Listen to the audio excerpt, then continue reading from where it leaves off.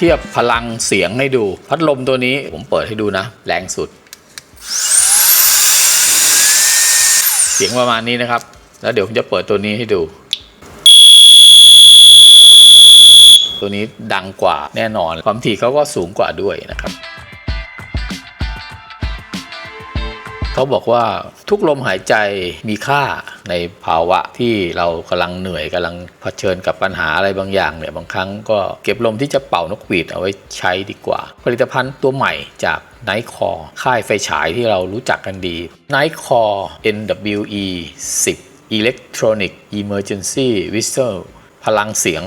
126 dB แล้วมีโหมด SOS ด้วยกันน้ำระดับ IPX7 รันไทม์ได้ถึง80ชั่วโมงมีโหมด Single Beep กดสั้นๆ Continuous กดยาวๆก็ได้ SOS ก็ได้เป็น Beacon ก็ได้ด้วยนะแกะดูข้างในกันข้างในก็จะ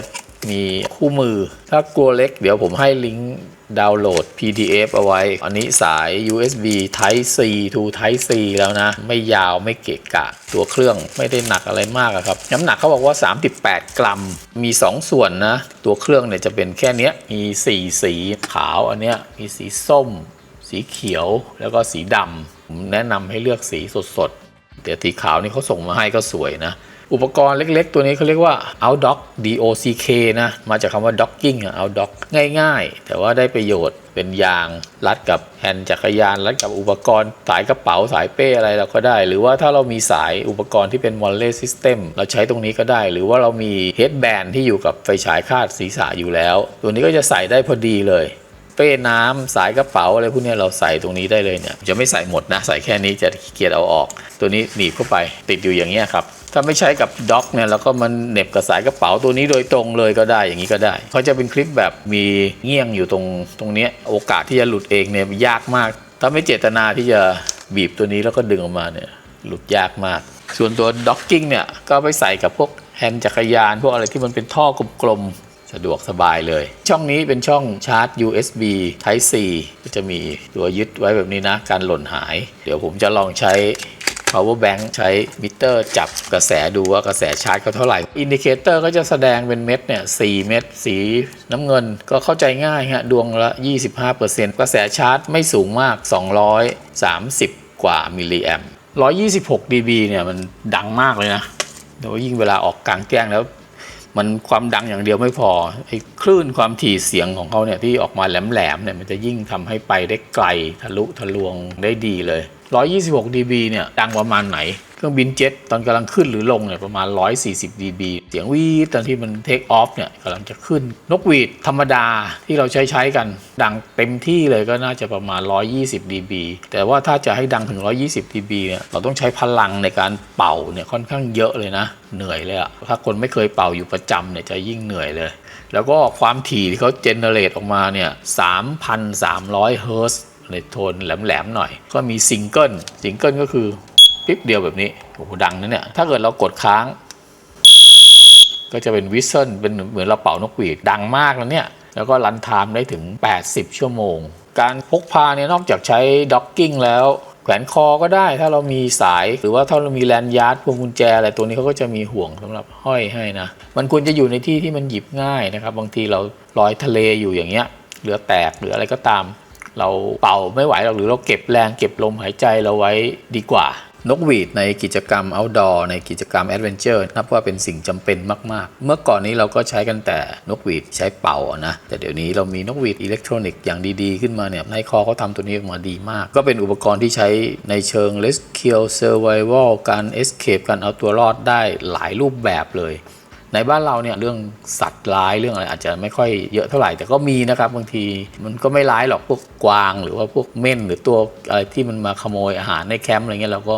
ไม่แน่ใจว่าเป็นตัวอะไรมันก็แก๊กอยู่ข้างๆเต็นท์แล้วก็กดตัวนี้สัตว์พวกนี้ก็ส่วนมากก็จะตกใจก็จะหนีไปก่อนหรือว่าการเดินป่าเป็นกลุ่มเดินทิ้งระยะห่างกันเดินเพลินๆไปนิดนึงหากันมองกันไม่เห็นในบรรยากาศที่หมอกลงจัดอากาศขมุกขมัวสลัวแล้วมองหากันไม่เจอตะโกนก็ไม่ตอบ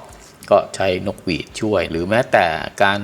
ส่งสัญญาณเฉยๆไม่ได้พัดหลงไม่ได้อะไรหรอกแจ้งตำแหน่งเฉยๆเนี่ยระบุตำแหน่งว่าเราอยู่ตรงนี้แล้วนะอะไรประมาณนี้ก็ใช้ได้นะครับบางทีเดินกันเป็นกลุ่มแบ่งกันเป็นคลัสเตอร์กลุ่มนี้เดินเร็วกลุ่มนี้เดินปานกลางกลุ่มนี้เดินช้ากิจกรรมบางอย่างพวกเรือคายักเรือแคนูที่ต้องพายไปห่างๆกันใช้ส่งสัญญาณถึงกันได้ดีมากนะครับการส่งสัญญาณขอความช่วยเหลือเป็นแบบ SOS หรือเป็นบีคอนเนี่ยถ้าเราใช้นกหวีดเดิมๆเราคงจะเป่าเป็น SOS เนี่ยยากเหมือนกันถ้าไม่ได้ฝึกมาจริงๆจังๆตัวนี้เขาก็จะมีโหมด SOS มีโหมดบีคอนมาให้พร้อมเลยนกหวีดอิเล็กทรอนิกส์เนี่ยมันก็มีประโยชน์เยอะแต่การนำไปใช้ก็ต้องมีการฝึกซ้อมมีการทำความเข้าใจถึงฟังก์ชันการใช้งานต่างๆให้ดีเลยชาร์จแบตไปให้เต็มก่อนออกเดินทางสิ่งสำคัญเลยคือต้องทำความเข้าใจกับผู้ร่วมทริปกับเพื่อนเราว่าสัญญาณเนี่ยจะใช้เป็นแบบไหนมีนกหวีดกี่แบบเสียงแบบไหนบ้างเอามาเป่าให้ดูกันฟังเสียงกันให้ทุกคนได้รู้จักเสียงของอุปกรณ์ส่งสัญญาณของแต่ละคนในกลุ่มแล้วก็ที่สำคัญอีกอย่างหนึ่งคือห้ามกดเล่นพร่ำเพรื่อเด็ดขาดก็มีวิธีการประยุกต์การแอพพลายนำไปใช้เยอะมากเป็นอุปกรณ์ที่มีแล้วไม่ได้ใช้ก็จะไม่รู้สึกเสียดายถ้าเกิดเหตุอะไรขึ้นมาที่จะต้องใช้แล้วไม่มีเนี่ยจะรู้สึกเสียดายยิ่งกว่าเลยยังไงก็ตามผมก็ยังแนะนำให้ใช้ควบคู่กับนกหวีดธรรมดาก็ควรจะมีติดไว้ด้วยของไนท์คอก็มีนะแบตเตอรี่ภายในเนี่ย300มิลลิแอมป์กันน้ำ IPX7 รองรับการตกกระแทกที่1เมตรคราวนี้ดูวิธีการใช้งานกันบ้างแล้วกันนะครับตรงเนี้ยเขาจะเป็นช่องเสียงออกมาการทำงานเนี่ยก็ถ้าเผื่อปิดอยู่ออฟอยู่แบบนี้กดครั้งหนึ่งก็ปิ๊บหนึ่งแบบนี้ไฟอินดิเคเตอร์นี่ก็จะแสดงระดับแบตเตอรี่ขึ้นมาแบบนี้ดวงละ 25% continuous แล้วก็ press and hold เขาจะเข้าสู่โหมด SOS ได้เองถ้าเรากดไป10วินาทีแล้วนะเดี๋ยวผมจะลองดูนะนับดูกดไป10วินาทีนะ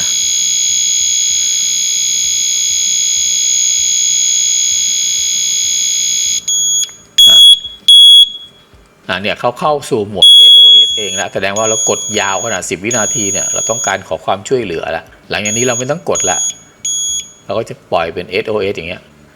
แล้วก็ SOS เนี่ยจะรีพีทซ้ำให้เราอยู่ประมาณ3นาทีแต่ถ้าอยู่ใน SOS โหมดแล้วกดช็อตเพรสอีกครั้งหนึ่งเดี๋ยวลองอีกทีนะครับกด10วินาที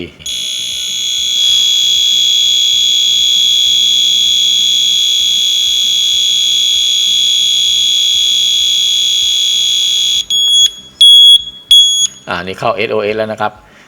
แล้วที่ SOS เนี่ยถ้าเรากดครั้งเดียวอีกทีหนึ่งทีนี้ทีนี้เขาจะเป็นบีคอน1 2ประมาณ2วินาทีก็จะปิ๊บมาทีหนึ่งแบบนี้เป็นบีคอนถ้าเราต้องการจะปิดแล้วก็กดอีกครั้งหนึ่งแบบนี้เป็นการปิดไปเลยหรือถ้าเขาอยู่ SOS แล้วเราต้องการจะปิดเลยแล้วก็กดค้างแล้วก็ปิดไปเลยโดยที่เราไม่ต้องการใช้งานตัวนี้ละแล้วก็ SOS เนี่ยทุกๆ3นาทีเขาจะลั่นขึ้นมาให้เราเอง SOS เนี่ยไม่ใช่ดังต่อกัน3นาทีนะเขาดังขึ้นมาชุดหนึ่งแล้วก็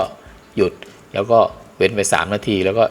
ดังขึ้นมาอีกชุดหนึ่งก็มีแค่นี้การใช้งานง่ายๆ power indicator แตะสั้นๆไปทีเดียวเขาจะขึ้นมาโชว์แล้วถ้ากลัวมันดังมากเราปิดไว้ก่อนก็ได้ก็จะแสดงอยู่ประมาณ2วินาทีถ้าติด4ดวงก็มีไฟ 76 ถึง 100% ถ้า3ดวงก็มีไฟ 51 ถึง 75% 2ดวง 26 ถึง 50% ถ้า1ดวงก็ 0 ถึง 25% กรุณาชาร์จให้พร้อมเสมอง่ายๆแค่นี้เองดูด้านหลังก็นะก็จะมีรายละเอียดคือไนท์คอคลิปเนี่ยเป็นโพลิเมอร์ที่แข็งแรงมากการประกอบอะไรเนียบตามสไตล์ของไนท์คอเขาเลยครับไม่ให้ผิดหวังเลย